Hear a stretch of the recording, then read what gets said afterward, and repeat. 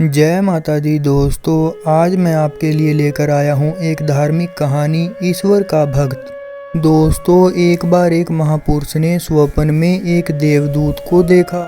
महापुरुष ने उससे पूछा, हे देव, आप इस ग्रंथ में क्या लिख रहे हैं?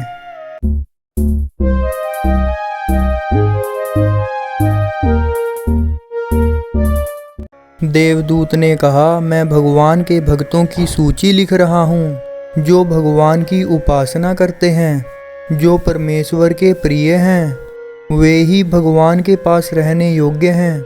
महापुरुष लंबी श्वास लेते हुए कहने लगे, दुख की बात है कि मैं कभी भी भगवान की उपासना नहीं करता हूँ, न व्रत रखता हूँ, न मंदिर जाता हूँ। इस प्रकार मैं स्वर्ग में कैसे स्थान प्राप्त करूँगा? देवदूत ने कहा, इस संबंध में मैं क्या कर सकता हूँ? सभी लोग अपने कर्मों का फल प्राप्त करते हैं। महापुरुष ने कहा, हे देवदूत, क्या आप कभी ऐसे मनुष्यों की भी सूची बनाएंगे जो मनुष्य मात्र से प्रेम करते हैं, स्वार्थ त्याग कर अपना समय लोक सेवा में लगाते हैं?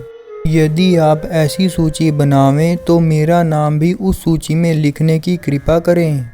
फिर देवदूत वहां से चला गया। महापुरुष की नींद खुली। कुछ समय पश्चात उसने दूसरा स्वप्न देखा। उस स्वप्न में भी उसने देवदूत को कुछ लिखते हुए देखा।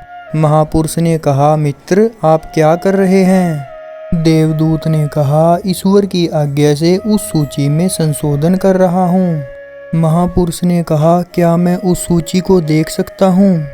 देवदूत ने उसके हाथ में पुस्तक दे दी। महापुरुष ने आश्चर्य से देखा कि उसका नाम ईश्वर के प्रिय भक्तों में सबसे ऊपर है।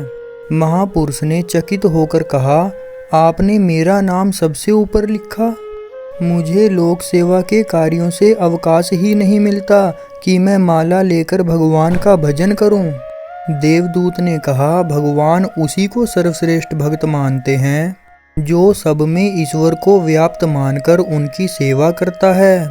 तू मनुष्यों में देवत्व मानकर उनकी उपासना करता है।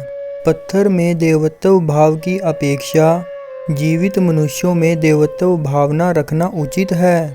हे महापुरुष, आप वास्तव में ईश्वर भक्त हैं, जो चेतन में ईश्वर को ढूंढते हैं। प्राण तो जीवित शरीर में रहते हैं, मृत शरीर में नहीं। जो केवल अकेले में बैठकर भगवान को पुकारते हैं, ईश्वर उनसे दूर भागता है। यह सुनकर महापुरुष को अति आत्म संतोष प्राप्त हुआ। ईश्वर की दृष्टि में उसकी लोक सेवा निष्फल नहीं हुई। उसने इसी लोक में स्वर्गीय सुख प्राप्त कर लिया। दोस्तों, हमें इस कहानी से यह शिक्षा मिलती है कि जो लोग स्वार्थ त्याग कर अपना समय लोक सेवा में लगाते हैं, उन्हीं लोगों को ईश्वर की प्राप्ति होती है, न कि पूजा पाठ का ढोंग करने से। तो दोस्तों, ये थी मेरी आज की कहानी। आपको कैसी लगी प्लीज़ लाइक, शेयर और कमेंट करके ज़रूर बताना। और हाँ दोस्तों, मेरी आने वाली कहानियों को सुनने के लिए चैनल को सब्सक्राइब करना और बेल आइकन को प्रेस करना ना भूलना। जय माता दी, जय श्री राधे कृष्णा।